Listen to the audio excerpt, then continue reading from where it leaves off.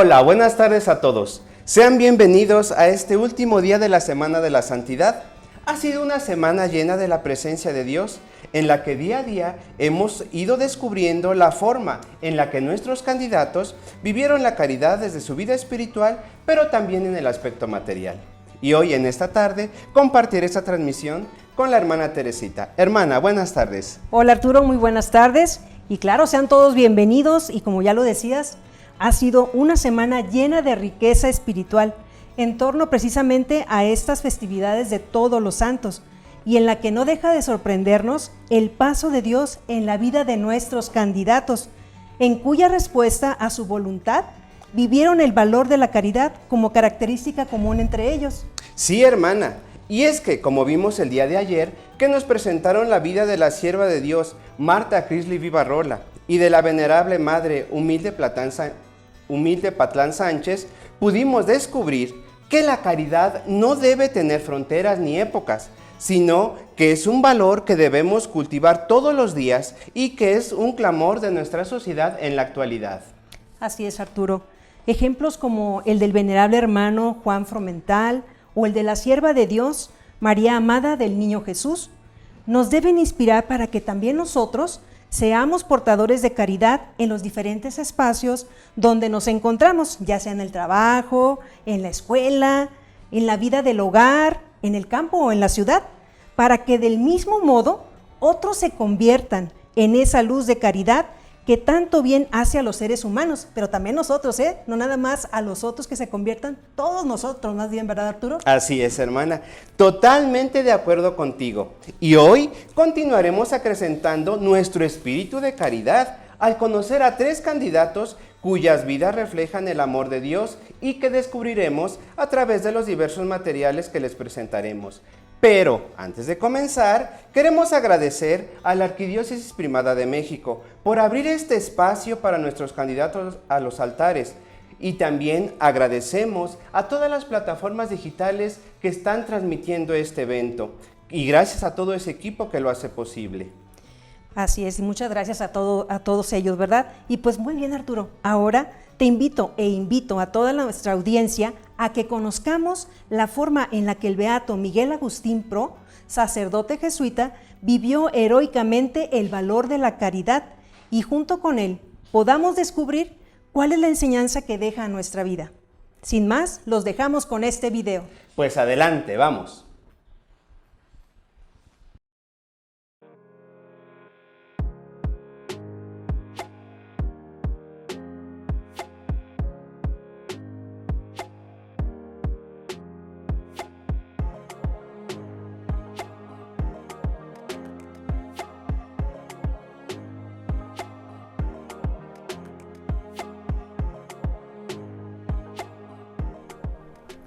Muy buenas tardes, hermanos y hermanas de la Arquidiócesis Primada de México y de otras diócesis y arquidiócesis amigas que estamos promoviendo a la canonización y a la beatificación a diferentes hermanos y hermanas que han sido muy notables en su seguimiento de Cristo y que han merecido el reconocimiento para ser propuestos hacia la santidad.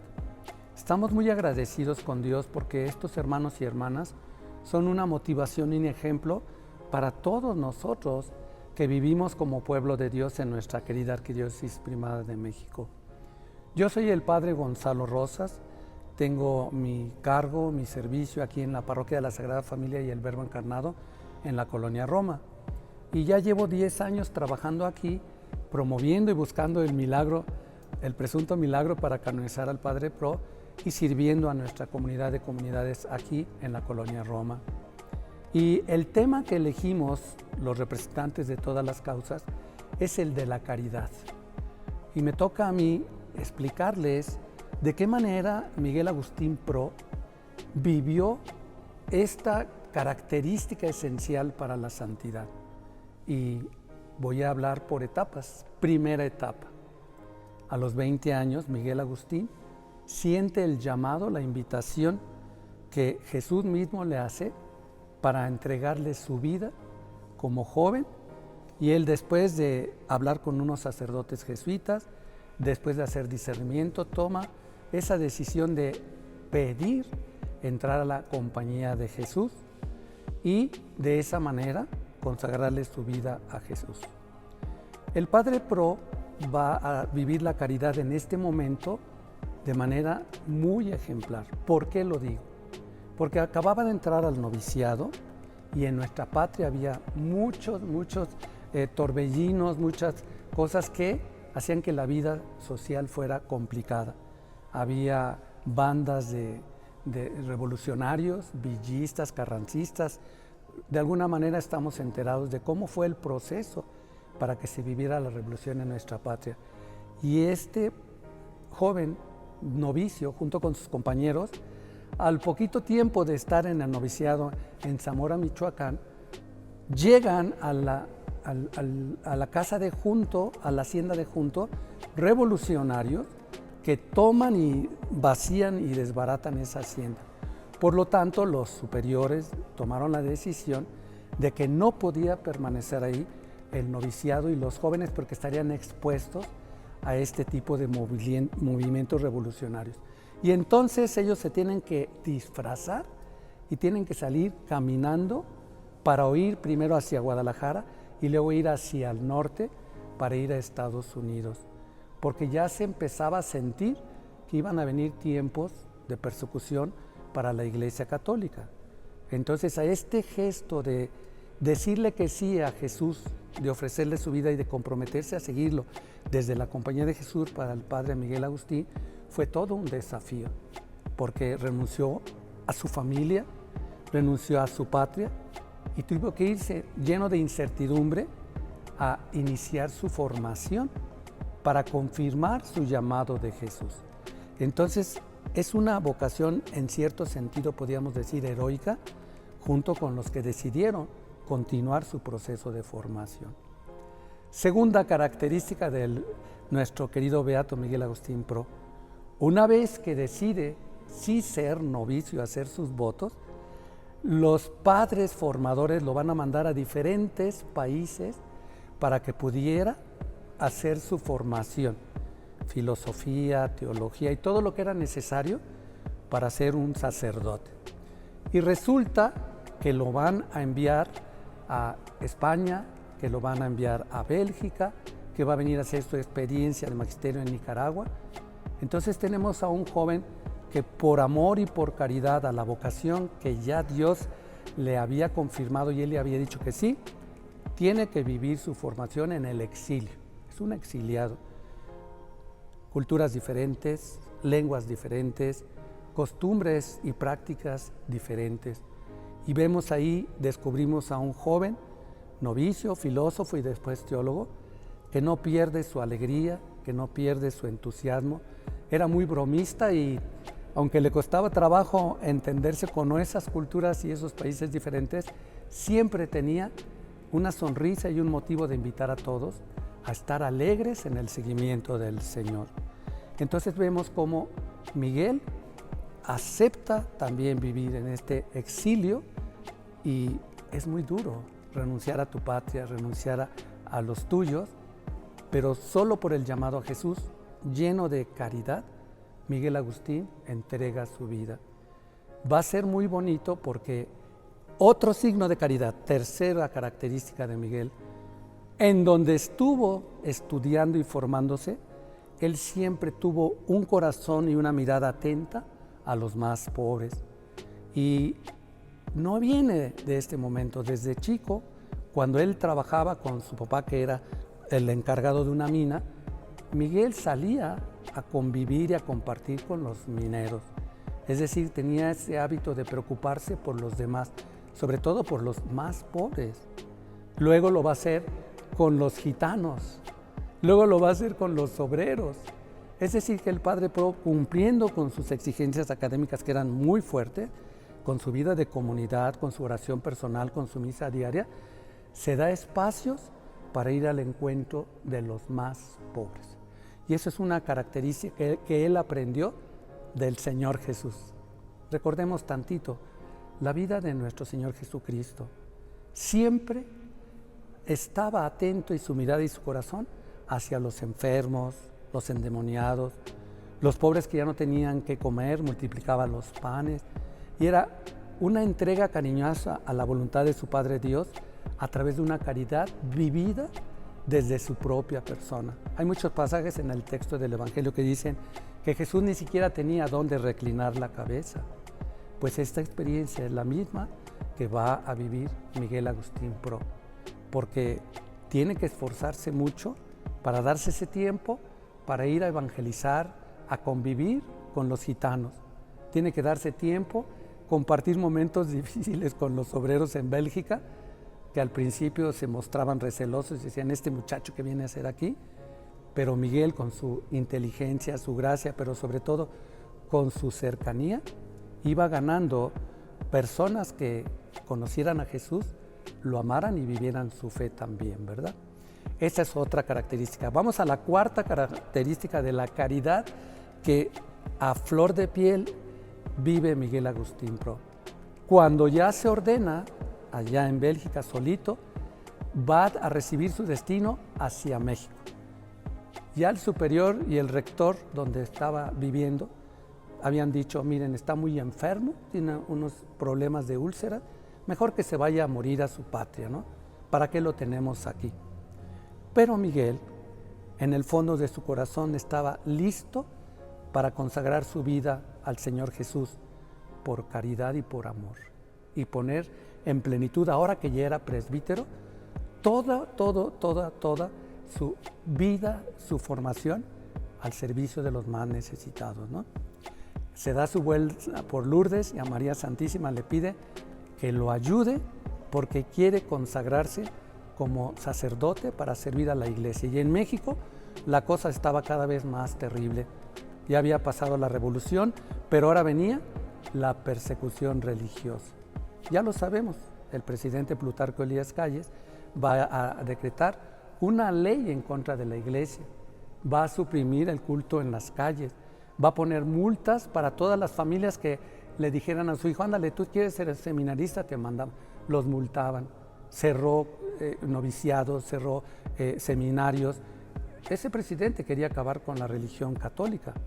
Y cuando Miguel Agustín Pro llega al puerto de Veracruz, sabe que ese es el momento que se está viviendo y él llega vestido como sacerdote de negro con su clérigo al puerto de Veracruz y no se intimida y va a conseguir venir hasta la Ciudad de México.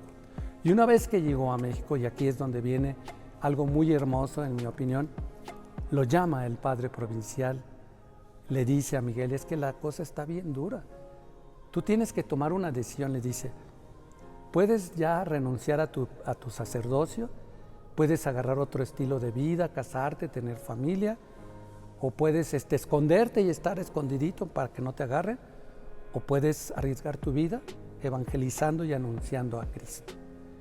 Y el padre Miguel Agustín Pro le contestó, padre provincial, ¿para cuándo son los hijos de Loyola?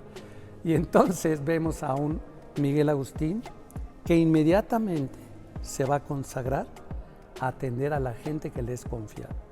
A él lo mandaron aquí a una iglesia que está muy cerquita, aquí en Enrico Martínez, Guadalupe Reina de la Paz.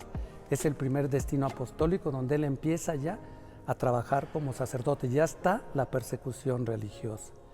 Y vemos entonces a un padre pro que se sienta horas enteras a confesar a la gente.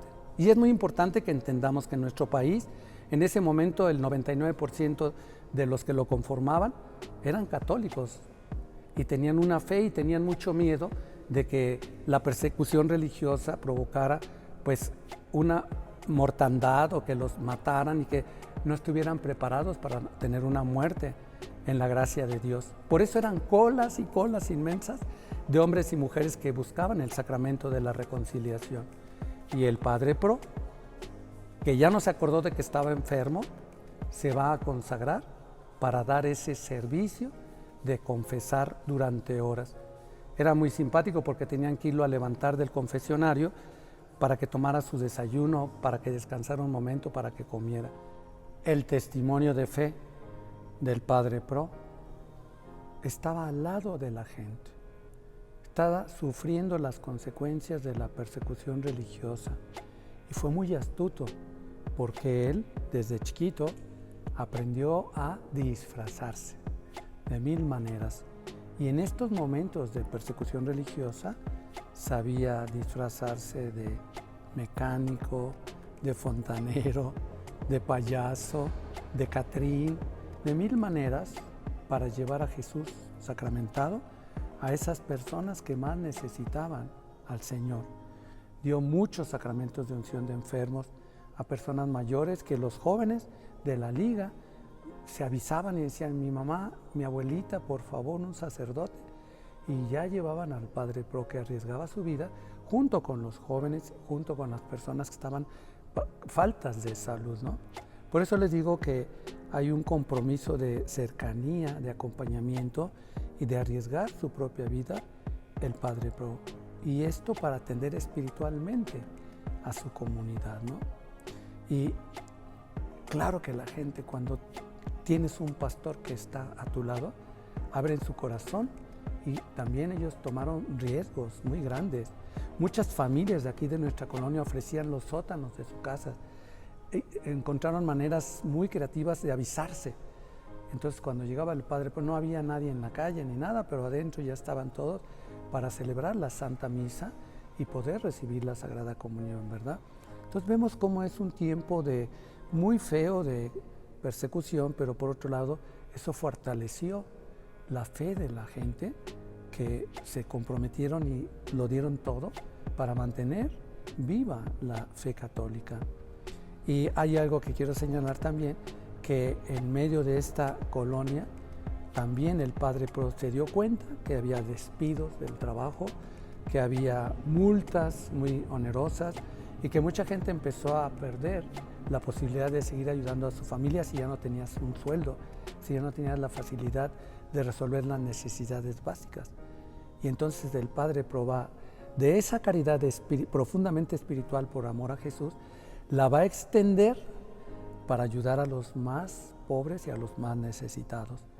Con 7 señoritas de aquí de la colonia Roma, que eran muy católicas, que estaban muy comprometidas, hizo un proyecto que le llamó el proyecto de las emergencias y las despensas para los más necesitados.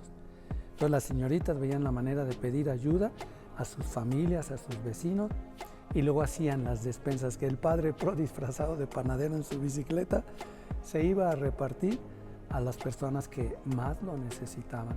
Esa es una dimensión de la caridad que tiene que ver con la atención a lo básico, el alimento para las personas que les quitaban el salario, que les quitaban el trabajo.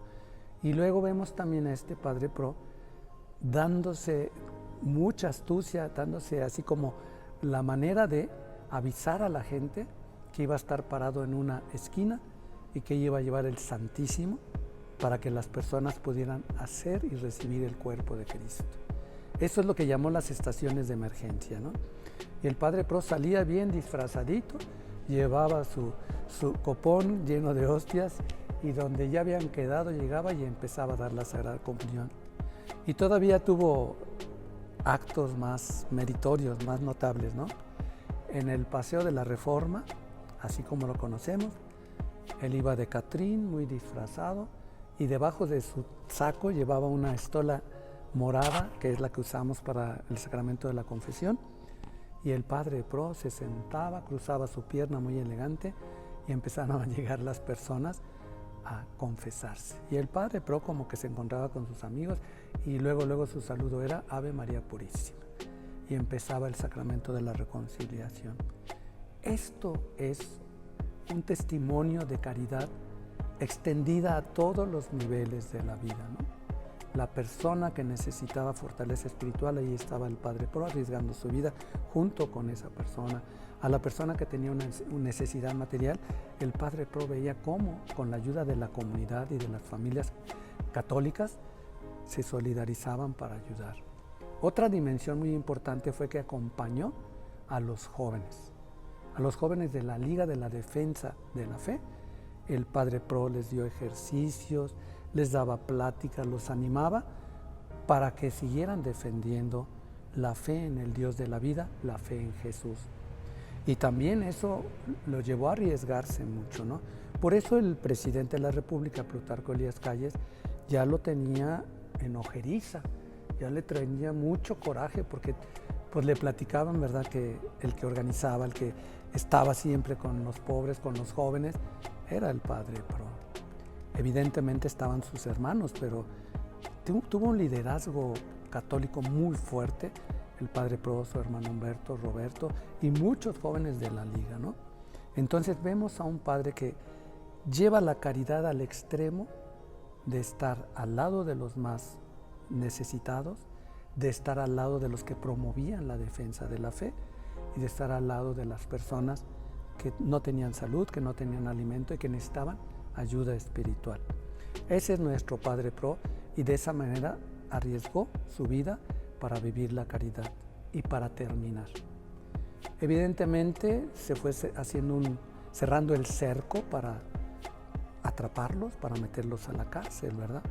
Y entonces cuando los atrapan los gendarmes, los llevan a la cárcel y le avisan al señor presidente que ya tenían al padrecito. La respuesta del presidente, que estaba lleno de enojo, de odio, dijo: fusílenlo inmediatamente, ¿no? Sus mismos autoridades, sus mismos comandantes le dijeron: señor presidente, sin un juicio, eso es violar todos los derechos humanos, fusílenlo. Y esa fue la decisión que se les impuso, ¿no? El padre Pro estuvo en la cárcel, aquí donde estaba la gendarmería, ahí donde actualmente está el edificio de la Lotería Nacional, en Paseo de la Reforma. Ahí estaba con sus hermanos y con otros que detuvieron.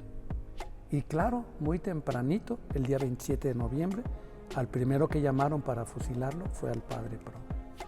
Ya había un amparo que había metido un embajador de Argentina que no dejaron llegar a las autoridades porque la decisión era matarlo.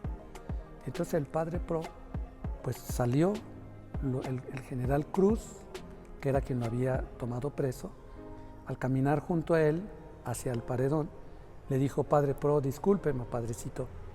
Y el padre Pro le dijo: no solo te disculpo, sino que te agradezco, porque me estás llevando a ofrendar mi vida por el Señor Jesús, a quien yo amo.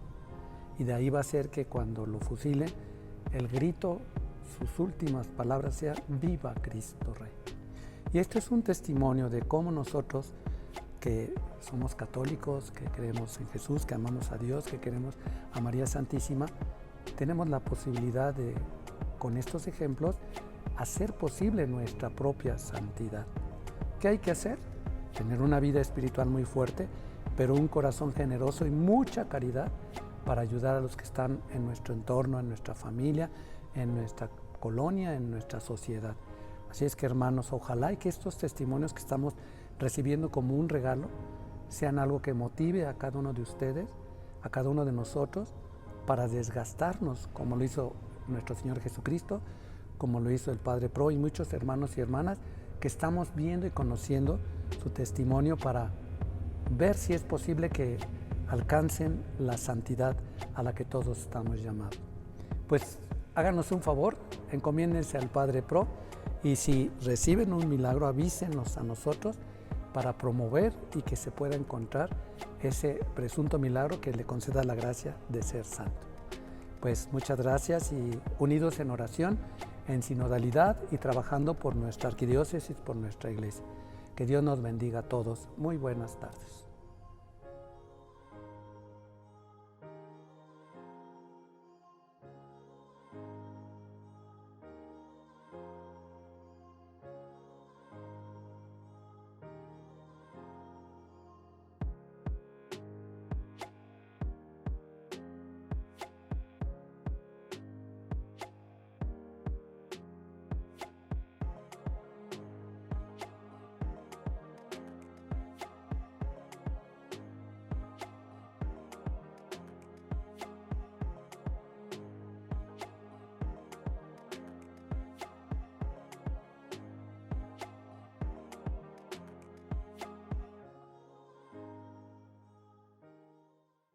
Seguimos en esta tarde con mucho entusiasmo, ¿verdad? Y queremos agradecer a todas las personas que nos están sintonizando, pero también los queremos invitar, ¿verdad?, a que nos ayuden a compartir en sus redes sociales este evento para que pueda llegar a mucho más personas y se contagien igual que nosotros. Pues seguimos, ¿verdad? Hermana, qué interesante video hemos visto acerca de la virtud de la caridad en la vida del Padre Pro. Sin duda, las obras de caridad fueron una actividad predominante que le ayudaron a descubrir cuál era la voluntad de Dios para su vida. Hermana, ¿cómo lo viste tú? Pues definitivamente hemos visto una forma heroica de vivir el valor de la caridad, sobre todo porque le tocó vivir en esa época tan terrible de la persecución religiosa, y que sin duda él supo afrontar con valentía. No cualquiera lo puede hacer, ¿eh? No solo para ocuparse espiritualmente de sus fieles, de aquellos con los que él acompañaba, sino también para que materialmente tuvieran lo necesario y para seguir adelante aún en medio de las adversidades, de los problemas que había en ese tiempo. Así es, hermana, y su ejemplo nos sigue invitando en la actualidad a no tener miedo de vivir con caridad, a buscar nuevas y creativas formas de llevar el mensaje esperanzador de Dios a todos nuestros hermanos, tal como lo hiciera el Padre Pro, que disfrazándose de diferentes personajes, buscó siempre seguir el camino de su vocación, que lo llevaría a identificarse con los más pobres y desfavorecidos. Así es, Arturo, y sin lugar a dudas, lo que él sembró durante su vida sigue y seguirá dando fruto, porque es una obra de Dios, en la que él se dejó formar y ser a pesar de las adversidades de ese tiempo, los problemas que había, ¿verdad? Siempre confió en la voluntad divina para no desfallecer en su intento de socorrer a los más vulnerables de su tiempo. Sí, hermana, y es que una de las actividades que inició el Padre Pro hoy continúa a través precisamente de las despensas del Padre Pro, que se entregan a los adultos mayores más vulnerables aquí precisamente en la Ciudad de México. Así es, la virtud de la caridad en la vida del Padre Pro se vio reflejada en el aspecto espiritual y material, auxiliando a las almas, aquellas personas que necesitaban de Dios, pero también buscando apoyos materiales a través de la gente acomodada de ese tiempo, es decir, la gente que tenía esos recursos económicos para ayudar. Así es, hermana. Qué gran testimonio de caridad hemos visto en este material que nos ha compartido el equipo de la causa de canonización del Beato Miguel Agustín Pro. Les agradecemos el entusiasmo y el cariño con el que lo han elaborado. Muchas gracias a todo el equipo del Padre Pro y deseamos que pronto llegue a los altares. Muchas felicidades. Ahora vamos a continuar emocionándonos con el siguiente candidato que les presentaremos. Claro que sí. En este momento conoceremos la forma en la que el siervo de Dios, Padre José María Vilaseca Aguilera, practicó la virtud de la caridad, haciendo de ella un distintivo de su vida. Oye, así es, hermana, y sobre todo porque habiendo salido de su entrañable España, se vino a México para hacer vida a la voluntad de Dios a través de diferentes obras en tierras mexicanas. Oye, Arturo, antes de comenzar con el video de presentación que nos ha preparado el equipo de la causa, ¿qué te parece si compartimos a los que nos están sintonizando una breve semblanza del siervo de Dios, Padre José María Vilaseca Aguilera? Muy bien, hermana, muy bien. Fíjate, Arturo, que el Padre Vilaseca llegó a México en el año 1853. Ni tú ni yo habíamos nacido. Sí, definitivamente. Y pues bueno, él venía de Barcelona, de España, como miembro de la Congregación de la Misión, con el sueño de realizar su vocación en nuestras tierras mexicanas. Dios, en sus altos designios, quiso que la Congregación de la Misión formara su espíritu para las tareas apostólicas y le inspirara esa exactitud y fiel obediencia a la regla que todos admiramos en él, así como su ardiente caridad por la salvación de las almas. Así es, hermana Teresita. ¿Y sabías que en su itinerario apostólico el Padre Vilaseca recorrió las aldeas y los pueblos de la Iglesia mexicana? Además, otras obras que hizo fue la de ser director de los seminarios y en sus momentos de descanso se dedicó a escribir libros apologéticos de controversia o bien de piedad tiernísima y de amor a Jesús, María y José. Suena muy interesante, Arturo. Fíjate que todo lo que estamos aprendiendo del Padre Vilaseca, y siguen más cosas, ya que también descubrimos que otras obras apostólicas las puso bajo la protección de San José. Imagínate qué bonito detalle, ¿no? Bonito. Y luego llegó el momento en que nuestro Señor le mostró nuevos horizontes, por lo que emprende lo que él mismo llama obras josefinas. Así es, También cabe mencionar que fundó la biblioteca religiosa para posibilitar un espacio de formación en la fe, así como la revista El Propagador, de la devoción al Señor San José y a la Sagrada Familia, para promover su conocimiento e imitación, y junto con esta revista publicó el boletín llamado El Sacerdocio Católico. Y más adelante, en 1872, funda lo que ahora conocemos como Familia Josefina, la cual está conformada por laicos, hermanas y misioneros. De la familia Josefina, primero surge la Asociación Universal de los Devotos del Señor San José, actualmente Asociación de Laicos Josefinos. Y la misión que hacen aquí es la de trabajar por la unidad de las familias cristianas, así como sostener y promover las vocaciones josefinas. Una gran labor, sobre todo en estos tiempos. ¿Tú qué opinas, Arturo? Muy cierto, hermana Teresita. Por eso es importante que la misión de los laicos josefinos siga vigente, porque hay mucho trabajo que hacer ahí.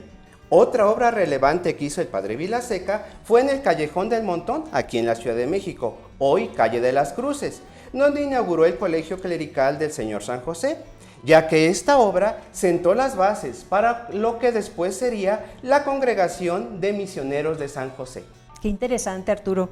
Y fíjate que a los pocos días el padre Vilaseca ve el inicio de la fundación del Instituto de las Hijas de María Josefinas, cuando con la sierva de Dios Cesarita Ruiz de Esparza y Dávalos, junto con otras compañeras, llega a la que sería la primera casa de la Congregación de Hermanas Josefinas, ubicada en la calle Regina, en el centro de la Ciudad de México. Y para dejarles la inquietud de conocer más del siervo de Dios, Padre José María Vilaseca Aguilera, los invitamos a ver el siguiente video para profundizar más sobre su vida.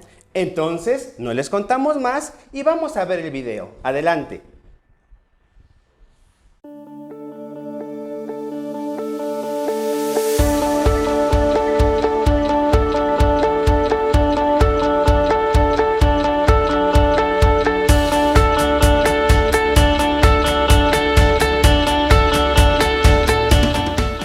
Vilaseca fue un hombre que supo actuar ante las dificultades de su tiempo, pero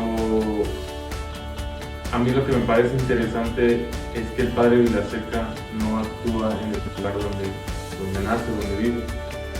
Sabemos que el padre Vilaseca pues nace en Igualada, una provincia de Barcelona, en España, en el año de 1831. Ahí es donde comienza toda esta historia, pues más que nada de cambio y sobre todo pues de gran ayuda en las dificultades que se estaban viviendo, pero él lleva toda su acción misionera en este país, en México. Él pues crece en una familia católica, es bautizado igual en España y allá es donde crece. Pero posteriormente pues él decide ingresar con los padres vicentinos.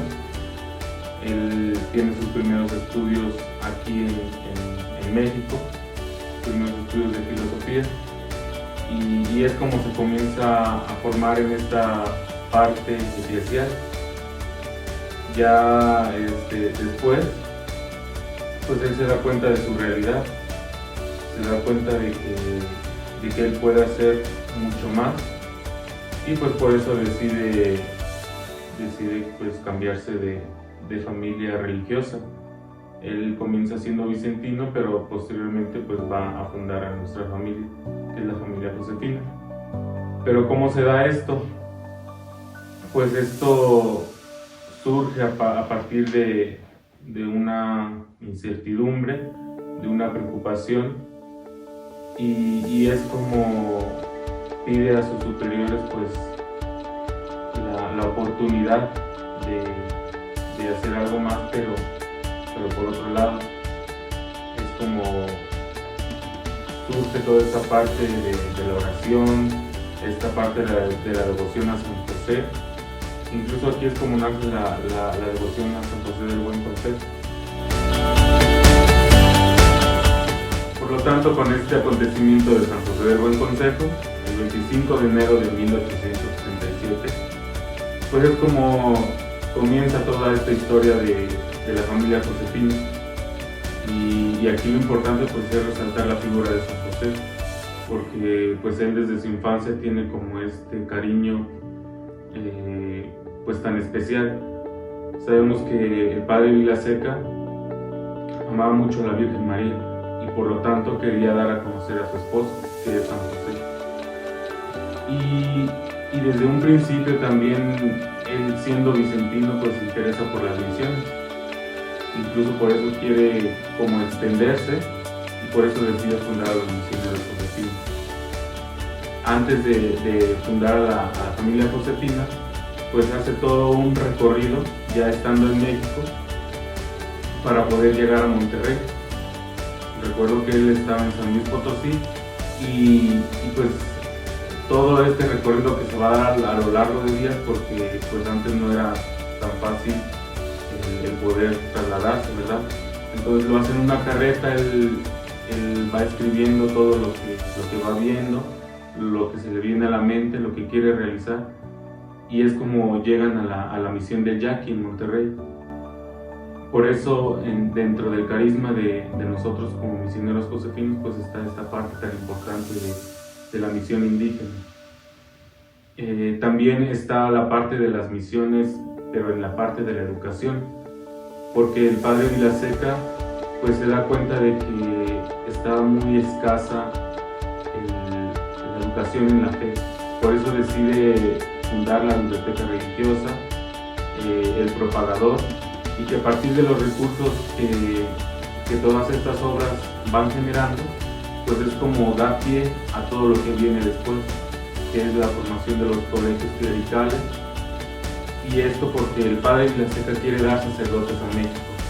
Se da cuenta cómo está la situación de la iglesia perseguida. Es en el tiempo de Benito Juárez, esta etapa tan crítica para la iglesia. Y por eso el padre Vilaseca decide pues entrar por ahí, actuar desde lo que son las misiones indígenas, la educación.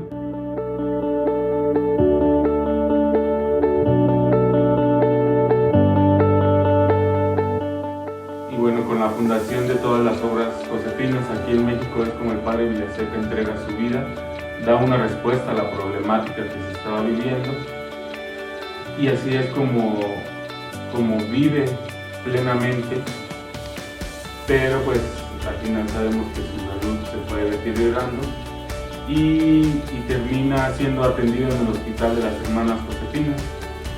Él muere un 3 de abril de 1910, también pues fecha significativa en la historia de México, y así es como termina pues toda esta trayectoria, pero que al final de cuentas pues es un inicio con todo esto, un inicio de todo lo que se viene para la familia josefina, pero pues el padre Vilaseca muere en paz, entrega su vida y lo más importante es que muere con olor a santidad, porque él muere siendo reconocido por sus obras, muere siendo reconocido por el pueblo mexicano.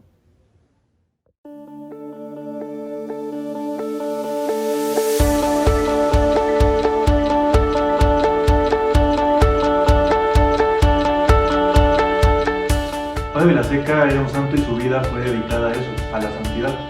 No tanto porque se la pasara en una oración, sino que su oración siempre fue activa. Por eso es que podemos decir que el Padre Vilaseca estuvo lleno de celo infatigable es lo que lo puede definir a él. Una vida entregada a los demás, una vida apasionada que siempre buscó dar una respuesta. Y eso lo vamos a ver en hechos concretos, desde querer fundar cuando nadie lo quería hacer, hasta tratar de innovar en todos los medios de comunicación, con la biblioteca, con el propagador. O sea, buscaba siempre ir a la delantera, siempre buscar responder a las necesidades mexicanas, querer trabajar con los indígenas, con los indios bárbaros, como les llamaban, cuando nadie lo quería hacer y cuando todos le querían dar la espalda, también es una muestra de su santidad. El que siempre quiso estar ahí, compartir una experiencia del reino donde todos tienen un lugar. Entonces el padre Vilaseca desde siempre entrega su vida para dar algo más, y ahí es que crea la familia josefina. Entonces hay momentos muy concretos que vamos a tratar de explorar, donde vamos a darnos cuenta que él, su vida estuvo lleno de estos momentos de santidad, y por eso es que la gente lo recordaba, y por eso es que la gente lo quería, ¿no?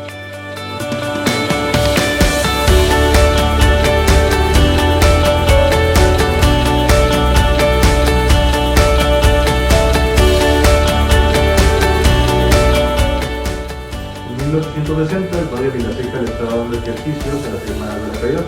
Estaba en Monterrey. Sin embargo, por diferentes problemas de salud de las hermanas, tuvieron que ir de Monterrey a Saltillo. Y ahí continuaron los ejercicios como de costumbre. Sin embargo, ya para regresarse de nuevo a Monterrey, comenzó un gran enfrentamiento entre las tropas del gobernador de Monterrey y los diferentes grupos reaccionarios. Entonces eso dejó bastantes heridos. Las hermanas y el padre Vilaseca se dieron cuenta de estos sucesos al siguiente día, el 9 de agosto, la batalla fue el 8. Entonces ese día comenzaron a ver cómo iban a apoyar a los enfermos, pero ya para regresarse a Saltillo hicieron como una misa para cerrar los ejercicios espirituales. Pero resulta que durante esa misa de clausura de los ejercicios sucedió otro enfrentamiento y ahí dejó a todos los heridos en el campo de batalla. Y es ahí donde se vio el gran celo del padre Vilaseca, porque dejando todo se puso él mismo a ayudarlos. Ahí a los heridos, en medio del campo, en medio de todo el fuego cruzado que había, él se puso ahí a ayudarles, a levantarlos, a moverlos de aquí para allá para que estuvieran en un lugar seguro. Y eso también desató todo un ejemplo para que las demás hermanas y las demás personas también ayudaran a los heridos. Y esto lo cuenta la misma superiora de las hermanas de la Caridad. Todo esto nos lo va a narrar el padre Antonio Lerreta en una carta al padre Le Boyer, que era el superior de la casa en Roma de los vicentinos. Pero además de este gran celo en el momento, este celo concreto que hace el padre Vilaseca, también vamos a encontrar que él al siguiente día, al ver a tantos heridos que todavía estaban en cama, va a hacer una colecta a la gente de los alrededores para poder ayudarles en lo que se les ofreciera. Entonces hace una colecta y todavía incluso se va a dedicar a confesarlos y a darles unos buenos sermones para que estos enfermos traten de recuperarse y los que lamentablemente tenían que morir también tuvieran todos los sufragios para que así tuvieran una buena muerte. Entonces aquí es donde podemos ver en una acción bien concreta cómo el padre Vilaseca, lleno de sus celos, siempre actúa en favor de los demás, tratando de darles todo de una manera integral, desde la parte física, emocional, espiritual y por supuesto también una parte religiosa trascendente. Entonces ahí el padre Vilaseca muestra todo lo que es, muestra su esencia y es lo que nos deja a nosotros como sus hijos, buscar hacer siempre y en todo lo demás.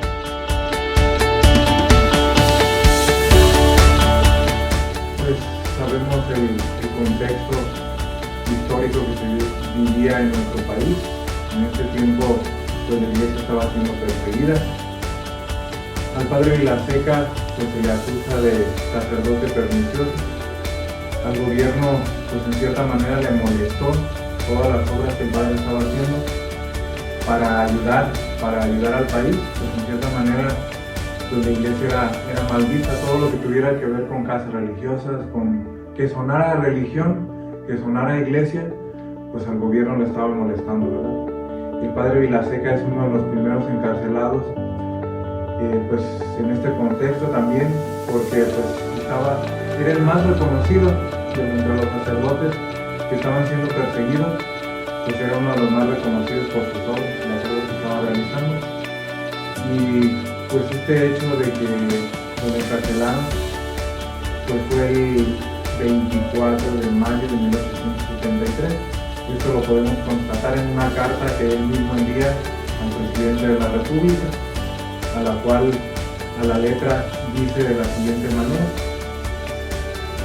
Ciudadano Presidente de la República, José María Vilaseca, presbítero católico, ante usted muy respetuosamente expongo que hace 3 días se me redujo a prisión por orden del ciudadano gobernador del distrito.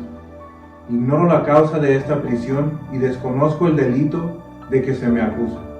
Sin embargo, se me asegura que el Supremo Gobierno ha determinado mi destierro del país, usando de la facultad que le concede el artículo 33 de la Constitución. Respecto a la disposición del Supremo Gobierno, pero creo que la sabiduría y justificación del digno jefe del Ejecutivo me permitirá que en términos de defensa le explique satisfactoriamente mi conducta y la situación que he tenido y tengo en el país, para que se persuada de que no puede ser considerado como extranjero pernicioso. Vine a México hace 20 años, aquí fui ordenado de sacerdote, y aunque pertenecí a la Corporación de San Vicente de Paúl, cuando ésta quedó extinguida viví aislado, ejerciendo mi ministerio ya como capellán de hospitales o en la clase también de capellán de las Hermanas de la Caridad. Hace un año establecí con la licencia respectiva un colegio en la calle del Montón en el que se enseñaban latinidad y ciencias eclesiásticas. En este colegio había solo niños en la calidad de estudiantes, pero no es cierto, como se ha pretendido asegurar en el público, que hubiera novicios, sino solamente estudiantes de las materias referidas. Esta verdad la pueden aseverar los padres de mis alumnos. No formo parte de la comunidad alguna, ni he sido aprendido entre sacerdotes, sino en medio de mis alumnos. Dedicado al profesorado, tengo una ocupación lícita y honesta que no puede inspirar sospechas al Estado. Así he vivido, así vivo, señor presidente. No puedo ser considerado como pernicioso. Y si para la mayor justificación de la medida que en mi contra se ha dictado fuera preciso presentar pruebas o informes, estoy dispuesto a hacerlo porque digo la verdad. En la suprema magistratura de la nación, la primera virtud es la justicia, el mejor atributo, la misericordia. En nombre pues de la misericordia y de la justicia, pido a usted que, atendiendo a las razones expuestas y a mis respetuosas defensas, se sirva mandar practicar la correspondiente información de los hechos referidos. Resultando probados, se digna excluirme de la orden del destierro, mandándome poner en absoluta libertad. En todo ello, recibiré especial favor y justicia. México, mayo 24 de 1873, José María Vilaseca. Pues esta carta hace constar este hecho. El padre Vilaseca fue apresado y ahí pues él narra pues algunas de sus obras, ¿verdad? Él dice, pues no estaba haciendo nada que tuviera que ver con religión, con religiosos, no estaba formando religiosos, eran simplemente alumnos, y él fue apresado, fue llevado ante la Suprema Justicia del país, fue encarcelado, como decía la carta al pie, 24 de mayo de 1873. Pero ¿qué hacía el padre Vilaseca en la cárcel? Pues el padre Vilaseca pues oraba por sus enemigos, por aquellos que lo habían apresado injustamente también, pero igual por sus amigos, oraba por la iglesia, oraba por sus obras que le preocupaban tanto.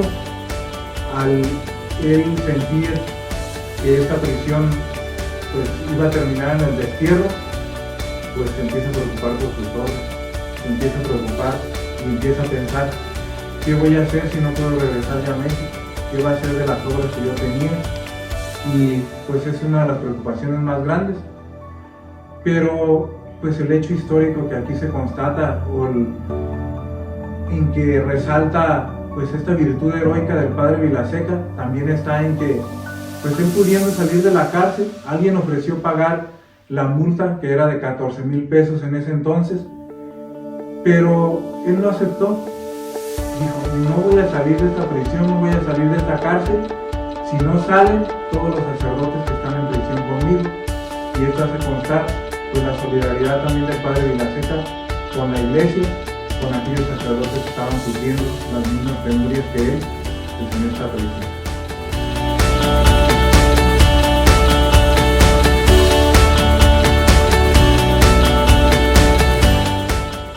En 1862, el padre Vilaseca se encontraba dando ejercicios en Texcoco, en el Estado de México, y es aquí donde se da cuenta que ha sido contagiado por tifus. A partir de esto, pues va a tener que ser hospitalizado.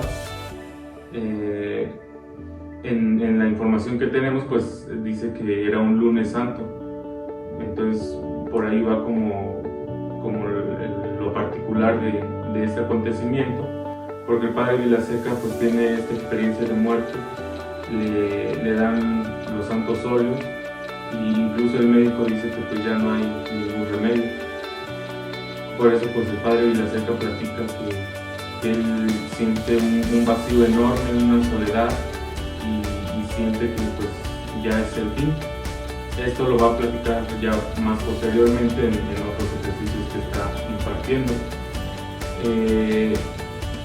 Aquí es donde a partir de su recuperación, que es en los meses de mayo, junio, julio, agosto, septiembre, y es hasta cuando en octubre, que ya se encuentra recuperado físicamente, es como decide hacer el voto del amor, de hacer siempre y en todo lo mejor. Este voto pues va encaminado a la perfección que nos lleva hacia Dios, a la perfección cristiana, un camino de perfección donde podemos mejorar siempre, todos los días.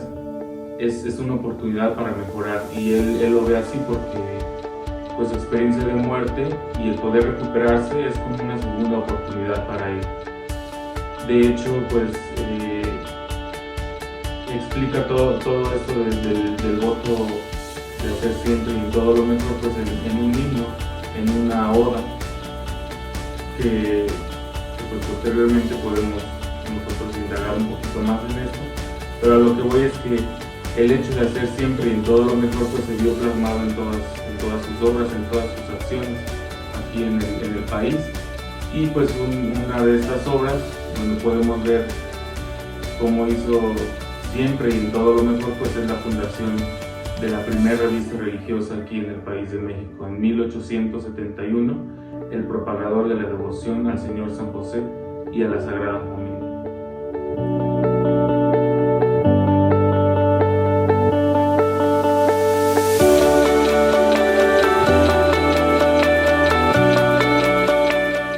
Bueno, pues estos fueron algunos hechos heroicos de los que los podemos compartir acerca del Padre Vilaseca, que pues toda su vida está marcada por esta santidad que lo identificó, por hacer siempre y en todo lo mejor, por estar siempre útilmente ocupado y por ir hacia adelante, siempre hacia adelante, pues lo quiere San José.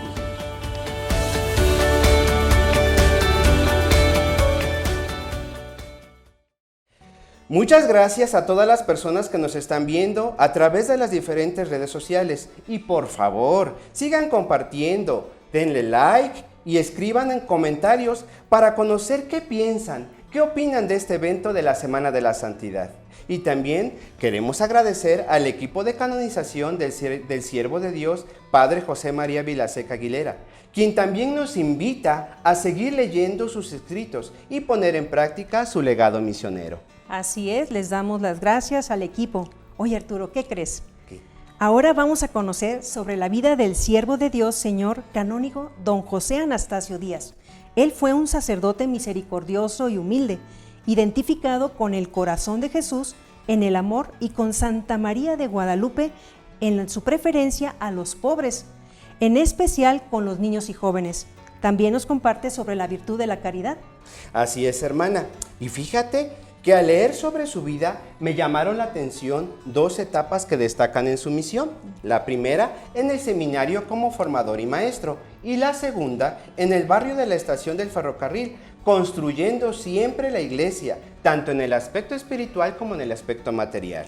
La práctica de la caridad es un mandato que el Señor nos ha dejado para santificarnos y unirnos más a Él. Por lo que el siervo de Dios, José Anastasio Díaz, meditó profundamente en el corazón de Jesús, fuente y modelo de caridad perfecta, pues es ahí, en el corazón de Jesús, donde revela un grande amor a Dios y a los hombres. Sí, grandes revelaciones para tomar en cuenta, es decir, nos invita a acercarnos al corazón de Jesús como lo hiciera el Padre Tachito, como cariñosamente lo llamaban. Ahora vamos a compartirles algunos ejemplos de cómo ejerció la virtud de la caridad hacia el prójimo. Sí, muy bien, mira, aquí tengo el testimonio del Padre José Martínez, quien conoció al siervo de Dios. ¿Te imaginas que conozcamos a una persona que esté como candidato a llegar a los altares? Vamos a escuchar qué nos dice en su testimonio. Muy bien. Lo traté por 2 años y lo vi entregado a sus dolores de eclesiástico, despachando asuntos de conciencia, una en cuarto habitación, como también en el confesionario, con tanta paciencia como caridad. Salían todos con el rostro inundado de alegría. ¡Wow! ¡Qué emoción! Pues fíjate, hermana, que te tengo otro testimonio, y es de Sor Cristina Elías. Ella también conoció al siervo de Dios y nos platica que al tratar a las personas nunca despreciaba a las pobrecitas. Les guardaba las mismas atenciones que a las personas acomodadas. Una vez deseábamos hablarle, pero desde lejos lo divisamos que estaba muy atento. Nos figurábamos que estaba cumplimentando a alguna persona de mucha categoría. ¿Cuál es nuestra sorpresa? Cuando salieron, vimos que eran dos personas muy pobrecitas y quedamos muy edificadas con eso. También yo conocí a una persona muy necesitada y de su cena le separaba parte de ella, nos dice la hermana Sor Cristina Elías.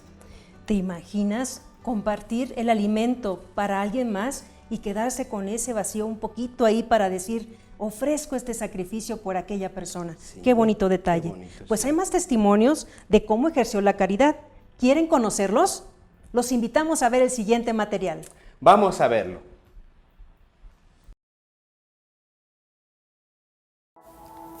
Cada día, la indiferencia ante el dolor y la necesidad de nuestros hermanos vulnerables se hace una epidemia más peligrosa que la pandemia que recién hemos experimentado en el mundo entero. Delante de nuestros ojos podemos ver el mundo de otras personas sumirse en la desesperación por sus seres queridos desaparecidos. Somos como prisioneros en nuestra propia tierra, personas que no tienen otro hogar que puentes y rinconadas, personas que vagan por nuestras calles de Zacatecas, esclavas de las drogas o el alcohol, denigrando su dignidad de hijos a la de pobres indigentes, generando hogares tristes y crímenes contra la familia aún mayores. Niños al cuidado de terceras personas que hoy en día sufren la ausencia de sus padres, dejando una generación huérfana que pide a gritos nuestra atención. Ancianos abandonados a su suerte que en las calles de nuestra ciudad deambulan buscando sustento. La lista de heridas sociales sigue en aumento, llegando a lo increíble, porque en muchos casos la maldad ha llegado al límite de la imaginación humana. Ahí está el recién ordenado sacerdote José Anastasio Díaz López, con 23 años de edad, un joven sencillo. Apenas verlo puedes notar en sus ojos la bondad, mientras que sus compañeros de seminario y maestros son testigos de que es también un joven inquieto, siempre ideando algo nuevo, con un diligente espíritu de servicio, siempre ocupado, sin escatimar sacrificios de ser necesarios para conseguir sus propósitos. Sus maestros del seminario le felicitan por ser un joven prudente, de mirada discreta, querido y estimado por todos. Estamos ante un joven sacerdote con un gran espíritu de oración, frecuentemente recurriendo al sagrario, donde pasan confidencias que solo él y Dios conocen. Pero dejemos que nos cuente él mismo sus motivaciones más profundas que lo llevaron a donarse totalmente, a entregar su vida. Hablar de mi ser sacerdotal es hablar del amor y de la misericordia que Dios ha tenido sobre mí. Inclusive desde inicios de mi formación sacerdotal hasta el momento, he deseado con toda mi alma configurarme a las virtudes del corazón de Jesús, un corazón que sea capaz de amar, que sea capaz de ser empático y de ser sensible ante las necesidades de los hermanos. Gracias a esto he podido asumir sus sentimientos como míos. Inclusive me esfuerzo por vivir siempre tomado de la mano de su gracia y de su amor. Una de las cosas que genera paz en mi corazón es ver que el pueblo, en medio de tantas injusticias, en medio de la sed de verdad, de igualdad, se acerca a los sacramentos, y es a través de ellos donde el pueblo encuentra ese remedio, esa paz, esa serenidad en su corazón. Vemos cómo la gracia, a partir de los sacramentos, encuentra el pueblo la fortaleza que necesita. Después de mi ordenación como sacerdote, permanecí en el seminario por 10 años más. Fui maestro de coro, maestro de disciplina. Inclusive Dios me dio la gracia de ser confesor y director espiritual de los seminaristas. Dios me dio esta gracia sobre todo para impulsar en los jóvenes seminaristas un ardiente amor a Dios nuestro Señor, porque los futuros sacerdotes de nuestra iglesia me fueron confiados y yo sentía un gran celo por formarles el corazón, siempre animándolos a crecer en la virtud. Y mi único trabajo como formador de estos muchachos no era otro que seguir manteniendo encendida la llama del amor divino en los jóvenes seminaristas, convencido de que no hay mayor empresa que esta, y siempre con esta insignia importante: conquistar más almas para Dios. En carne propia pude experimentar y me doy cuenta que es Dios quien me da las luces y yo soy solo su pobre siervo, un instrumento. No hago más que ser diligente en poner por obra lo que Dios me manda. No hay mayor acto de amor que llevar almas a Dios, y tratándose de almas tan predilectas del Señor, en mi conciencia siempre resuena: ay de mí si no lo hago. Luego he recibido una nueva misión en el barrio de la Estación, un lugar que se encuentra apartado de la ciudad de Zacatecas, donde la pobreza, el vandalismo, tantas situaciones difíciles fueron los flagelos donde el mal se hizo imperar, lugar que ha sido escenario de muchos robos, asesinatos, inclusive inmoralidades en contra de las personas. Eran pocos los fieles que también participaban y acudían de la celebración de la Santa Misa. Y mi corazón sacerdotal se enterneció ante aquella gente que andaba como ovejas sin pastor, y aquellas personas que inclusive no tenían un lugar donde acercarse, una casa donde congregar a sus hijos dispersos. Desde entonces me empeñé con todo el celo de padre, con un corazón enternecido y compasivo por estas pobres ovejitas, y de igual manera comencé en el nombre de Dios con la construcción de un santuario en honor a Nuestra Señora de Guadalupe. También confiando plenamente que con esta construcción de este templo yo estaba aportando de una manera para la construcción del pueblo de Dios, para la construcción de la iglesia espiritual. Llenaba de alegría mi corazón el ver que apenas empezaba la obra poco a poco y el cambio en las personas se empezaba a notar, pues yo no tenía duda en mi vida y en mi corazón que era la Virgen de Guadalupe, que en este lugar, en este barrio apartado, era ella que como buena madre había venido en pos de sus hijos, quería congregarlos, quería acompañarlos. Una de las cosas que siempre me exigió de mí una gran confianza en la providencia de Dios fue siempre la caridad, pues yo me encontraba en un barrio donde había muchas necesidades y carencias y eran pocos los recursos con los que contaba, habiendo ocasiones en que era lo único con lo que podía yo tener a la mano, la providencia de Dios, que nunca fue defraudada, y esto lo digo para glorificar a Dios. Deseoso de seguir sembrando el evangelio también en muchos niños que se encontraban también como ovejas sin pastor, busqué algunos medios necesarios para abrir una escuela gratuita, de tal manera que pudiéramos brindarles una educación de calidad y gratuita a muchos niños. Y después de tantos trabajos de oración, de esfuerzos y de sacrificios, el 1 de noviembre del mismo año abrí la escuela de niños de Nuestra Señora de Guadalupe, poniendo el Señor siempre en mi camino, a través de esa providencia, de esa misericordia y de ese amor, a muchas manos generosas y muchas personas caritativas que compartían sus bienes en favor de esta grande misión, en favor de esta grande obra del pueblo de Dios, de la iglesia. Convencido estoy de que uno de los mejores medios para evangelizar a los pueblos siempre es empezar por la niñez. Durante las celebraciones del culto divino yo miraba una necesidad tan emergente que era darle un poco más de solemnidad a las celebraciones.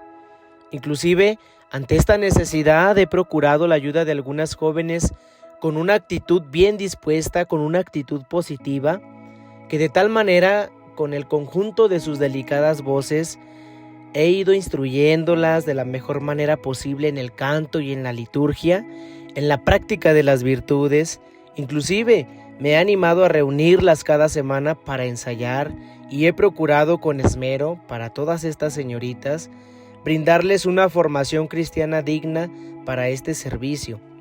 Han llegado a formar un bellísimo coro que verdaderamente invitan, animan y motivan a vivir a la comunidad cristiana el misterio que estamos celebrando.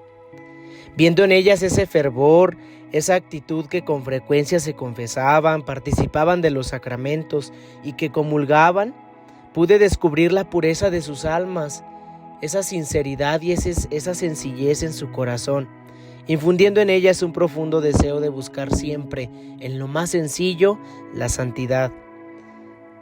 Alegraba mi corazón ver cómo el coro cada vez más era numeroso, atraía a otras jóvenes que poco a poco se iban reuniendo y el grupito se iba haciendo más grande. Yo miraba algunas actitudes que al término de la Santa Misa, ver que algunas de ellas compartían algunos manjares tan sencillos que a su manera, a sus posibilidades compartían con las demás hermanas, yo empecé a notar que ellas, de acuerdo a sus posibilidades, iban formando una santa y fraterna hermandad. Esto alegra mi alma, alegra mi corazón, pues es Dios nuestro Señor quien puso en mi corazón este sentimiento de saber que ellas podían ser de gran ayuda para sus intereses, que desde hace tiempo resuenan urgiéndome en poner por obra sus proyectos divinos. Y después de mucha oración, ofreciendo cuanto sacrificio me era posible, fui eligiendo entre ellas a algunas de mayor virtud, algunas señoritas, las cuales se mostraron entusiasmadas, en sus rostros reflejaban esa pasión, esa emoción por querer servir directamente a la iglesia, al pueblo de Dios, con la idea de formar siempre una comunidad religiosa al servicio de los más necesitados. Y desde entonces fui disponiendo todo lo necesario, todo lo que se ocupaba para ello, una adecuada casita anexa al templo que tengo a mi cargo de la Virgen de Guadalupe, con los espacios necesarios, y poco a poco ellas se fueron trayendo sus pertenencias para venir a formar esta pequeña comunidad que quizá en su principio muy débil, pero con deseos profundos de servir a Dios y sobre todo de cumplir con pasión y con alegría a los intereses del Sagrado Corazón de Jesús, siempre con esa actitud de saber que la providencia de Dios se encargaba de todo lo demás. Después de haberles formado muy bien el corazón, la vida y la práctica de la vida religiosa, el 28 de julio de 1895, he decidido dar cuenta de ello al señor obispo, leyendo al señor gobernado de la Mitra las constituciones que para ello escribí como un reglamento de vida, como un estilo de vida para estas señoritas, el cual siempre sujeté a la aprobación del señor obispo, que en todo él se ha dignado a aprobarlo. A partir de entonces, ellas, estas señoritas, esta bella comunidad de hijas, se han hecho cargo de las escuelas que recién había fundado. Su ayuda ha sido para mí y para toda la iglesia un gran avance, un gran consuelo, dedicándome yo solamente como sacerdote en adelante en proveerles lo necesario para que ellas puedan cumplir con la misión de evangelizar y de educar a todos los niños, a toda la iglesia, a toda nuestra familia cristiana. Me alegra recordar el memorable 12 de octubre de este mismo año, día de inmenso júbilo para la nación mexicana, juntamente con una corona espiritual formada con multitud de oraciones, algunos actos piadosos, ejercicios de muchas virtudes que habían practicado multitud de fieles. Ofrecí a María Santísima de Guadalupe el naciente instituto que Dios nuestro Señor ha querido fundar. Después de la Santa Misa, les he hecho entrega de las constituciones. Mientras iba de camino al seminario para impartir la clase de canto con los seminaristas o simplemente ir y compartir con ellos mi vida y mi ministerio, o inclusive en algunas otras ocasiones donde personalmente recorría algunas calles de la ciudad para solicitar alguna colecta, de tal manera que pudiéramos recaudar fondos para la construcción del templo, para el sostenimiento de las escuelas, para el abastecimiento de lo necesario de la comunidad religiosa, el sostenimiento de algunas familias pobres de las que personalmente yo me encargaba y algunas otras obras de caridad. Con frecuencia delante de mí pasaban algunos niños que deambulaban por las calles sobreviviendo de algunas limosnas o haciendo fechorías para conseguir su propio pan y alimentando algunos vicios de todo tipo. No podía verlos sin sentir una gran compasión por ellos.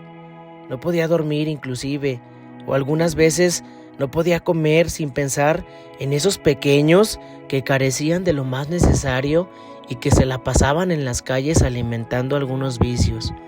Eso partía y llenaba de gran compasión mi corazón sacerdotal. Mi casa de pequeñas dimensiones, aquí en el templo, era mejor que la calle, ese espacio el cual yo les podía brindar.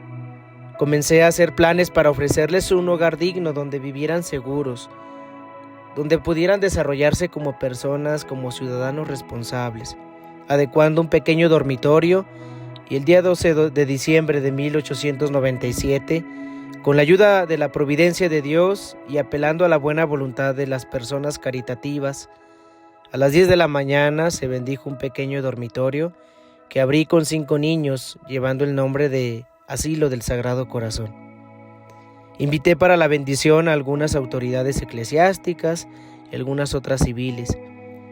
Algunas personas cuestionaban el sostenimiento de la obra, a lo que mi corazón, simplemente con grande alegría y gratitud, solamente respondía con una santa satisfacción: yo confío en mi Padre Dios y en verdad que Dios ha sido providente. En esta nueva obra, las señoritas, esta comunidad recién congregada, fueron también las manos generosas que como verdaderas madres se fueron ocupando del cuidado de todos estos niños, de todos estos pequeños, que han ido en aumento, inclusive hasta este momento han llegado a ser 29 niños. Su dormitorio lo he dispuesto saliendo de mi habitación, lo cual pues a mí me permite ocuparme personalmente de levantarlos, hacer las primeras oraciones del día con ellos, vigilar que estén bien, dando algunos rondines por la noche y antes de dormir. Inclusive comparto mi vida con ellos, les instruyo con alguna buena historia, con alguna experiencia, de tal manera que pueda en ellos crecer o que pueda acrecentar el amor al corazón de Jesús y a nuestra Madre la Virgen María. Y sobre todo, me he esmerado por formarles el corazón en la virtud.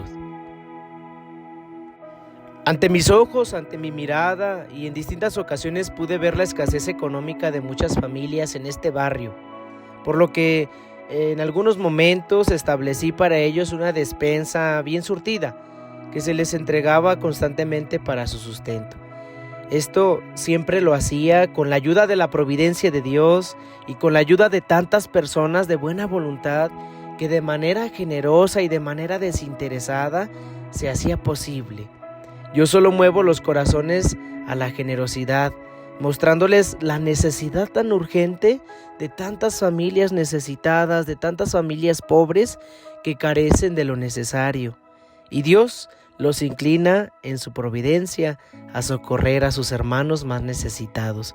He establecido una comisión de los pobres, los cuales pues precisamente se ocupan de los más necesitados. Y este grupo, que yo les tengo un gran aprecio, ha impulsado con verdadero celo a socorrer a algunas personas verdaderamente necesitadas en lo corporal y principalmente en lo espiritual. Cada año, el día de San Vicente de Paúl, mi corazón se llena de grande alegría porque ese día hacemos una fiesta, ya que se da de comer a las personas habitantes de la calle, invitándoles primero a que se confiesen y que participen de la Sagrada Eucaristía, pues todo alimento corporal deberá de estar sustentado por este sacramento de amor, por este alimento que fortalece nuestro cuerpo y nuestro espíritu, la Santa Eucaristía. Constantemente están en mi mente y en mi corazón todas las personas pobres y necesitadas.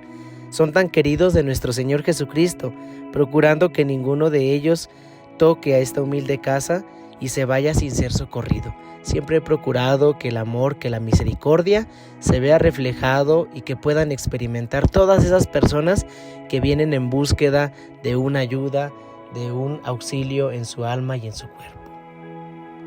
Cerremos esta ventana de la historia para volver al presente, que nos interpela sobre el futuro que estamos forjando. El mundo que soñamos debemos construirlo ahora. La vida del Padre José Anastasio te dice a ti, me dice a mí, nos dice a todos que es posible vivir del amor a Dios y al prójimo, y ser como otros Cristos, pasar haciendo el bien sobre la tierra, construyendo la paz, cuidando nuestra casa común, siendo ejemplo de virtudes integracionistas hasta dar la vida si es posible. El Padre José Anastasio nunca se negó a administrar los sacramentos y muere contagiado al confesar a un enfermo de tifo. Su vida nos cuestiona. ¿Qué hemos hecho para construir el mundo que soñamos?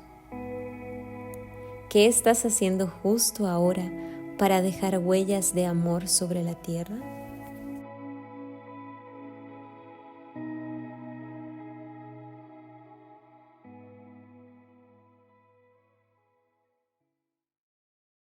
Agradecemos al equipo de la causa de canonización del siervo de Dios, Padre José Anastasio Díaz, por el material que nos ha compartido. Y como cada ratito les estamos pidiendo, sigan transmitiendo, sigan compartiendo este evento, porque de esa forma llegamos a muchos corazones necesitados de saber mucho más de lo que es la santidad y a la que todos como bautizados estamos llamados. También queremos agradecer a todos los participantes de las causas de canonización, quienes hacen posible este encuentro. Ha sido un gran regalo conocer a cada una de las causas por las cuales ustedes han estado trabajando en su difusión. Y claro, nos incluimos nosotros y todos los que nos están sintonizando, ya que también es una invitación para que los demos a conocer a todas las personas. Cierto, muy cierto. Necesitamos hacer más oración. Y qué mejor que por la intercesión de cada uno de ellos, que nos podamos encomendar para pedirles un favor o un milagro, Arturo. Qué importante es eso que mencionas, hermana Teresita. Hacer un alto, rezar y pedir la intercesión de las causas que hemos estado conociendo. Pidamos también para que pronto Dios nos conceda la gracia de que ellos lleguen a los altares, hermana Teresita. Así es. Agradecemos a nuestros compañeros que han estado a lo largo de este día presentando algunas causas. En estos días del evento nos hemos maravillado con la vida y el ejemplo de diferentes candidatos y candidatas a los altares, en su mayoría pertenecientes al clero o a la vida religiosa.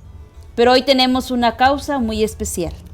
Sí, se trata de Eugenio Balmori y Francisca Cinta, o María Francisca Cinta, su nombre completo. Dos laicos que desde jóvenes dieron ejemplo de su fe. Ambos fueron catequistas muy comprometidos en la difícil pastoral de la Iglesia en tiempos de la persecución religiosa en México. Es un joven matrimonio que se encuentra en la etapa diocesana del proceso de canonización, en la diócesis de Coatzacoalcos, Veracruz. Eugenio nació en San Luis Potosí en 1900 y Marina en Acayucan, Veracruz, en 1909. Se conocieron en Coatzacoalcos y desde su noviazgo pusieron a Dios como centro y fuente de su amor, ayudándose continuamente a crecer en este compromiso.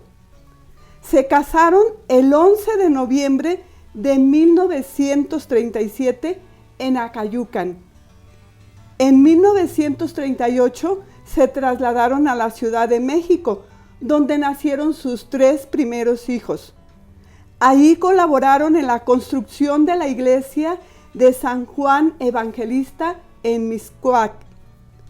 Volvieron a Coatzacoalcos, donde nacieron 2 hijos más. El último a los 20 días de la muerte de Eugenio a causa de un accidente. en 1942. Uno de sus hijos es el actual obispo emérito de la ciudad Valles de San Luis Potosí, el excelentísimo señor Roberto Octavio Balmori Cinta, quien está muy al pendiente y muy activo en la causa de canonización de sus padres. Para la sociedad actual, en la que poco o a veces nada, se reconoce el valor del matrimonio, de la familia y de las virtudes cristianas.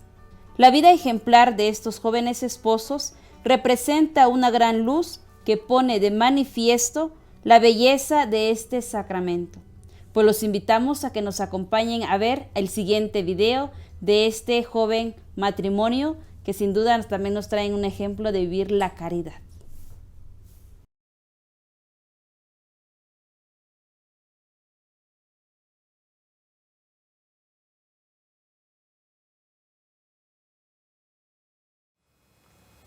Buenos días, amados hermanos. Les saluda el Padre Gustavo Macías Botello, de la Diócesis de Coatzacoalcos, Veracruz, miembro también de la Comisión Promotora de las Causas de Canonización de los Siervos Eugenio Balmori y Marina Cinta.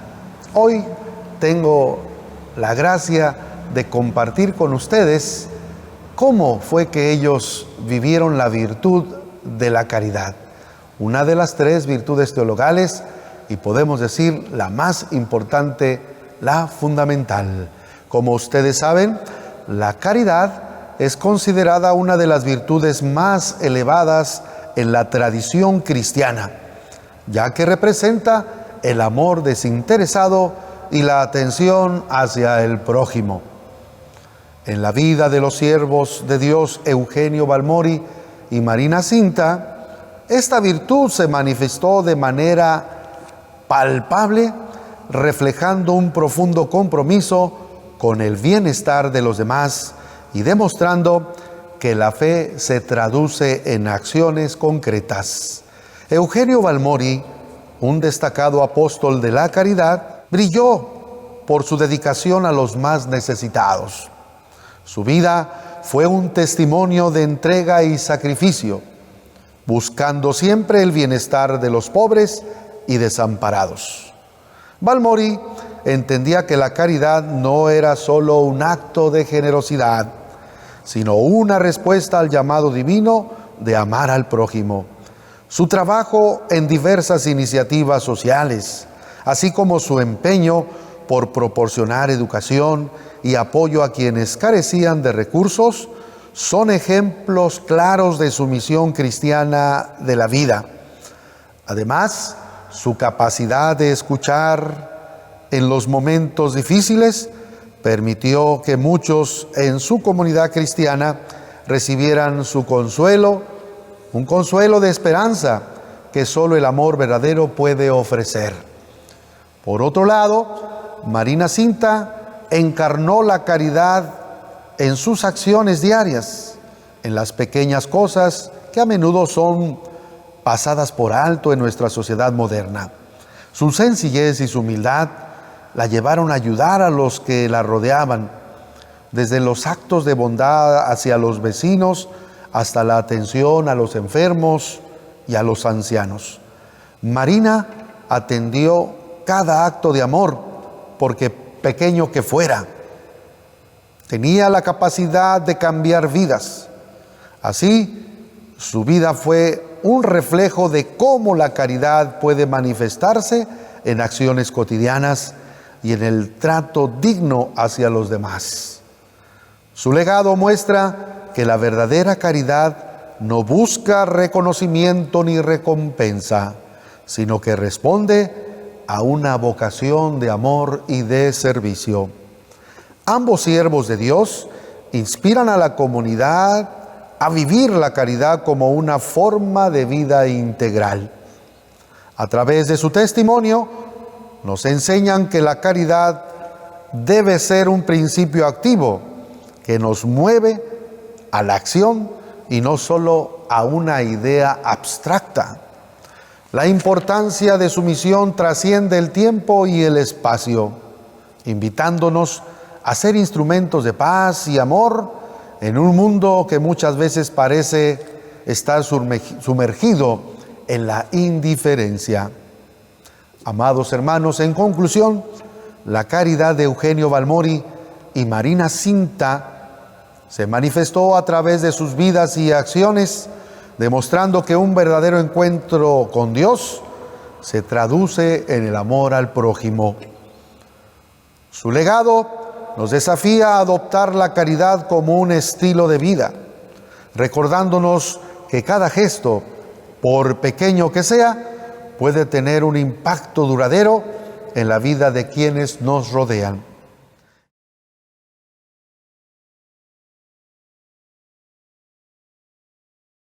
Eugenio Balmori Martínez se puede empezar por medio de la caridad con Dios.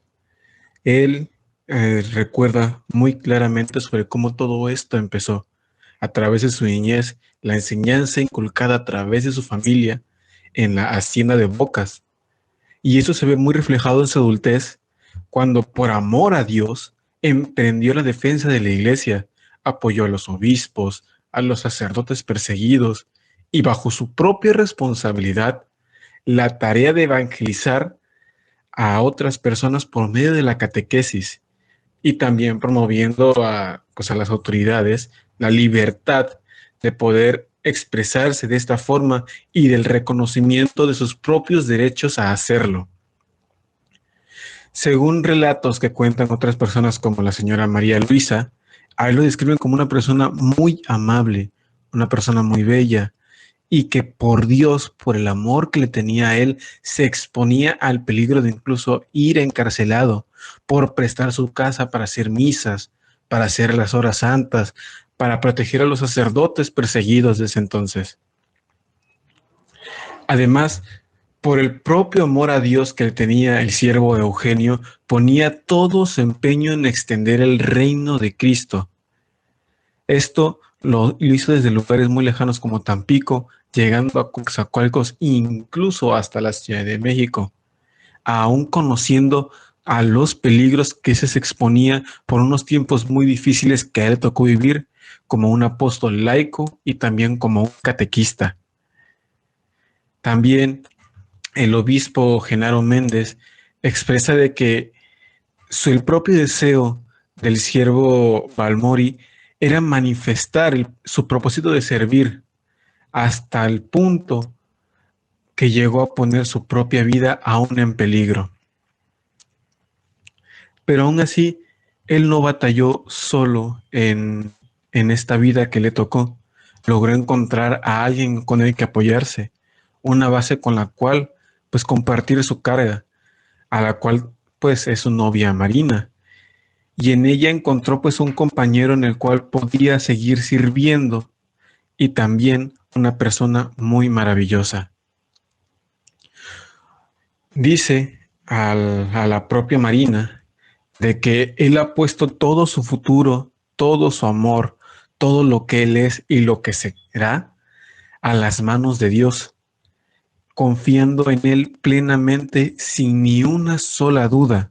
Además, otras personas que lo conocieron en vida ya durante su relación de novios y también como pareja de casados, dicen que Eugenio, el siervo Eugenio, manifestaba su amor a Dios a través del amor y la fidelidad que le demostraba a su pareja, además de su futuro compromiso como padre. En el noviazgo, él lo dejó muy claro de que cuando se juntó con Marina le dijo de que la voluntad de Dios va a ser lo primero y lo final en el amor que ellos iban a tener. Además, otro punto que hay que tocar es que las personas que lo conocieron, como ya había dicho antes, durante su matrimonio, decían que era un matrimonio completamente ejemplar, ya que ellos servían ambos al servicio de Dios. Por ejemplo, Balmori, aún en su trabajo, llegaba a trabajar para la propia iglesia y hacía bien en ella, le servía, la ayudaba, la promulgaba y aparte ayudaba a que su evangelización llegara a muchas más personas. Esto lo hizo de que tanto en su entorno social y en su entorno laboral lo estimaran mucho porque desarrollaba unos valores cristianos muy buenos que se podían ver a simple vista. Además, un acto que él llegó a hacer es que, como uno de los testimonios de la señora Gelicia, ella durante su niñez platica de que ella iba a jugar a la casa de los Balmori, porque ambos eran vecinos. Entonces, ella dice de que mientras la esposa del siervo, o sea, Marina, las cuidaba a ellas y les hablaba de la palabra de Dios, el siervo Eugenio lo que hacía era pues apoyar a su madre, porque su madre recientemente había sido viuda y pues no tenían mucha solvencia debido a que su esposo falleció, o el padre de la señora Gelicia, falleció sin dejar un testamento. Entonces el señor Eugenio, en su caridad para con otras personas, la aconsejaba y la ayudaba para alivianar su propia carga, junto con su esposa cuidando a sus hijos y él apoyando a la señora para tener pues mínimo algo en que sostenerse.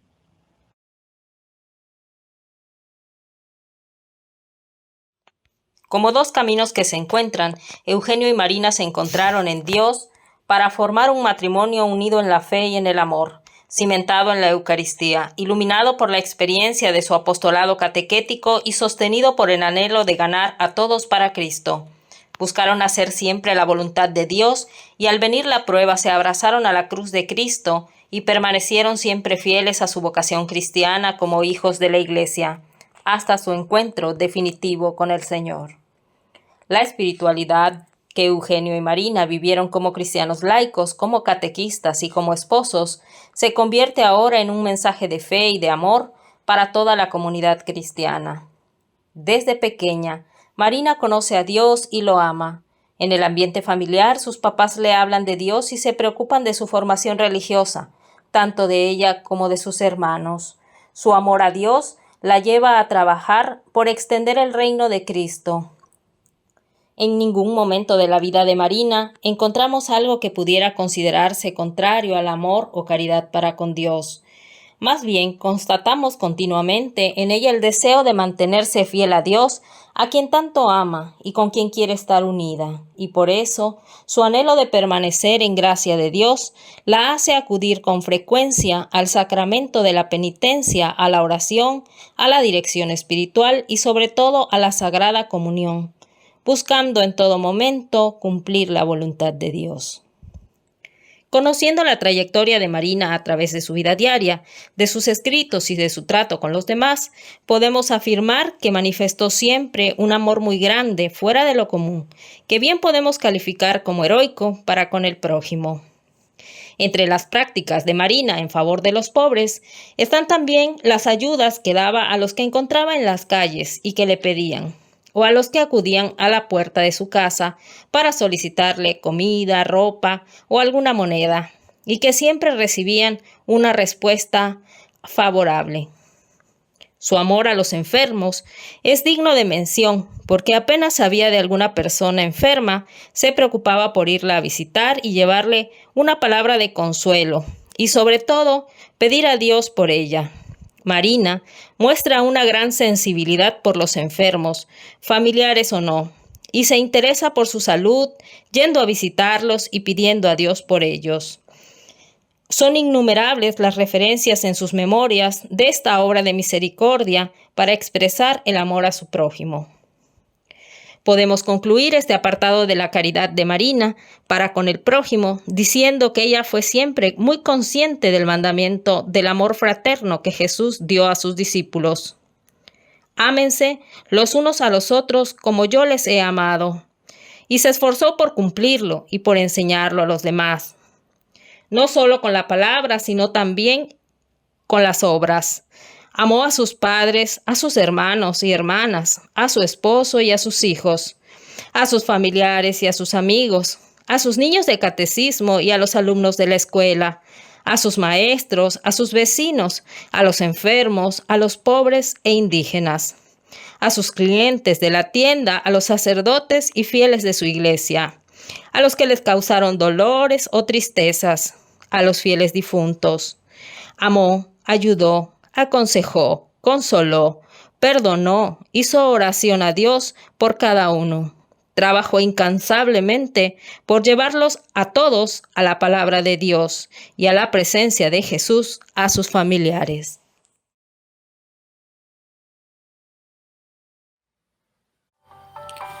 ...11 de noviembre de 1942...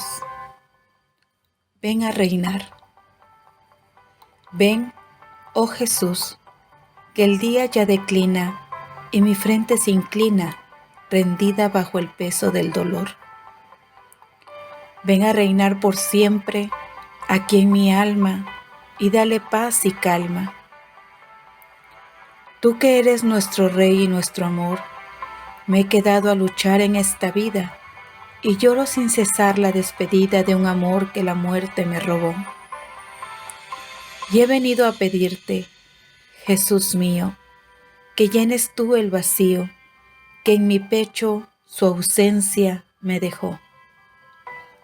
Llena, sí, con tu amor y con tu fuego, mi corazón, y luego haz que se inflame para hacer el bien, siempre el bien.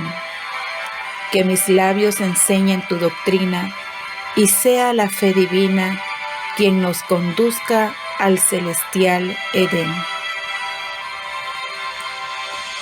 Poesía de la sierva de Dios, Marina Cinta. Amadísimos hermanos, hoy agradezcamos al Señor por conocer un poco de la caridad en estos dos grandes misioneros del amor de Dios, Eugenio Balmori Martínez y Marina Francisca Cinta. Hoy que la Iglesia celebra a San Rafael Guízar y Valencia, nos alegramos en que también algún día podamos recibir su pronta beatificación de estos siervos. Que la bendición del Padre, del Hijo y del Espíritu Santo les acompañe siempre.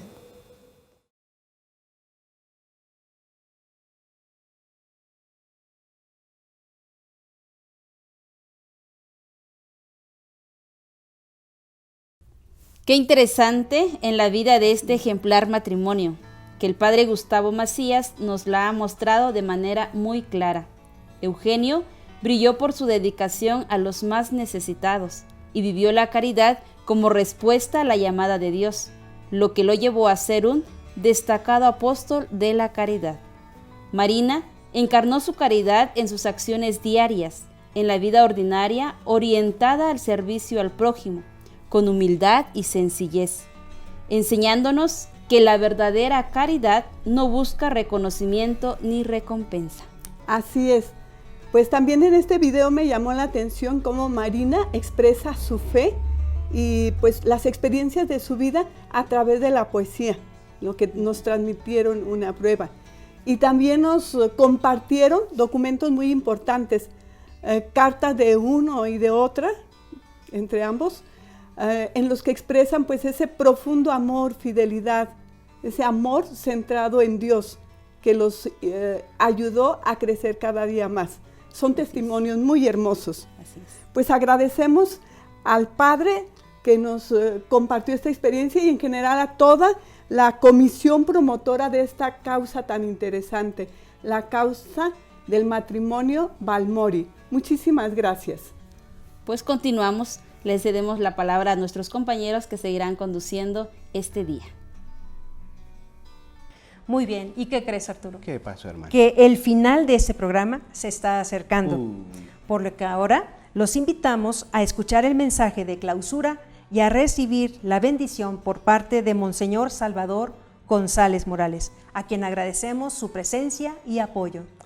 Y no nos queremos ir, ¿verdad?, sin antes agradecer a todas las personas que a lo largo de esta Semana de la Santidad nos han acompañado, nos han comentado, nos han compartido en sus diferentes redes sociales, porque de esa forma nos sentimos cobijados, ¿verdad? Y también los queremos invitar a que no se alejen de este tipo de eventos en los que promovemos la santidad. Gracias a todos ellos y bueno, pues ahora le cedemos la palabra a Monseñor Salvador González. Adelante. ¿Qué tal, queridos hermanos y hermanas? Hemos tenido una semana maravillosa, una semana llena de ejemplos de vida santa. Y lo que se ha resaltado a lo largo de estos días son diversas formas de vivir el amor de Dios en contextos muy concretos, en momentos históricos específicos. Y eso, por supuesto, que ha iluminado y espero enriquecido nuestra propia vida. Podemos pensar que la santidad es algo solo mirado como en los altares, en los lugares muy específicos, pero realmente la santidad se vive todos los días y yo creo que es parte de lo que hemos podido descubrir a lo largo de esta semana. La santidad se vive en lo concreto de nuestras familias, en lo concreto de nuestros ambientes, en lo concreto de nuestra tarea cotidiana. Entonces, espero que la motivación que haya llevado cada uno de estos personajes, cada uno de estos hermanos, muy concretos, ¿verdad? Muy específicos, con nombre y apellido, nos ayude a nosotros también a descubrir o redescubrir nuestro llamado a la santidad, porque ese es el llamado fundamental. El llamado a la santidad es la vida junto a Dios y a eso estamos llamados. Venimos de Dios y a Dios volvemos. Entonces, ese es el llamado específico, el llamado concretísimo que Dios nos ha hecho. Y la forma de hacerlo, ¿verdad?, será desde nuestro propio contexto. No podemos asemejarnos o decir que seré santo como San Francisco de Asís o San Martín de Porres. No, hay que ser santo desde lo que uno es. Entonces, espero que estos ejemplos, estos hermanos nuestros que están en su propio proceso, nos hayan iluminado muchísimo. Agradecemos, por supuesto, su participación, que hayan podido seguir a lo largo de estos días el encuentro con cada uno de estos hermanos. Y, por supuesto, ojalá que nos sintamos motivados para caminar también nosotros hacia la santidad, porque el mundo está esperando de nosotros, los cristianos, discípulos del Señor, también una luz en medio de las oscuridades, en medio de las desesperanzas. El mundo está esperando de nosotros, los cristianos, un testimonio. Pidámosle, pues, juntos al Señor que podamos hacerlo, que seamos santos en nuestro propio contexto, que seamos santos desde nuestras propias condiciones, que seamos santos hoy, aquí y ahora, especialmente dejando que el brillo de la caridad ilumine a los demás. Y pues no me queda más que agradecer a todos los que participaron también y nos pudieron aportar esta riqueza de sus propios candidatos, hermanos de comunidad, hermanos que han conocido, a quienes se les ha encargado justamente el proceso para la beatificación o la canonización. Y por supuesto, compartir con todos y cada uno de ustedes la bendición del Señor, en el nombre del Padre, y del Hijo, y del Espíritu Santo. Amén.